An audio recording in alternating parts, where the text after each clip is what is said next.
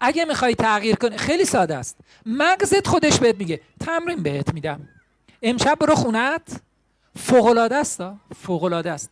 امشب برو خونت یه لیستی تهیه کن از کارهایی که فقط به نظر خودت. مغز داری؟ قسمت نبایدهای مغزت کار میکنه. هیچ کاری نداشته باش اصلا خدا داریم یا نداریم، پیغمبر داریم یا نداریم، اصلا بابام چی گفته ننم چی گفته، بریز دور. کاری نداشته باش کی میگه چی خوبه چی بده. هر چیزی که به نظر خودت نبایده بنویس. اگر این کار رو بد میدونی، کاری ندارم که انجام میدی یا نه، اصلا انجام دادن یا ندادنش مهم نیست. چون با اینکه خودت بگی به خودم که نه من میرم دیگه از فردا دروغ نمیگم، هیچ تأثیری نداره.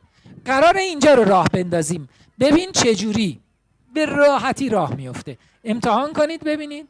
امشب یه لیست برای خودت تهیه کن، آخر شب چیزایی که به نظرت نبایده بنویس، هر چی خودت فکر میکنی نبایده.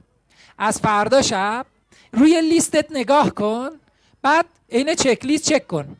از صبح تا شب چند تا از این نبایدها رو من باش برخورد داشتم، آیا چیزی هست که اضافه کنم؟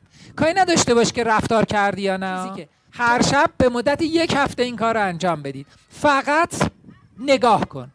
حالا تا 1 ماه مدام اینا رو فقط شبا نگاه کن، بعد با روز مقایسه کن، ببین آیا چیزی هست که لازم باشه بهش اضافه کنی یا نه. اگه بود اضافه کن، اگه نبود فقط نگاش کن. همین.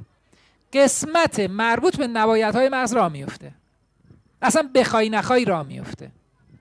بعد از یه مدت خود به خود متوجه میشی کارهایی که نباید انجام بدی انجام نمیدی.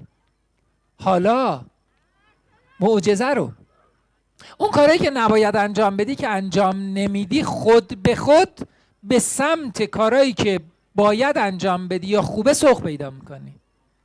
یعنی خود به خود نسبت به اونا احساس ناخوشایند پیدا میکنی، نسبت به این یکی ها احساس خوشایند پیدا میکنی.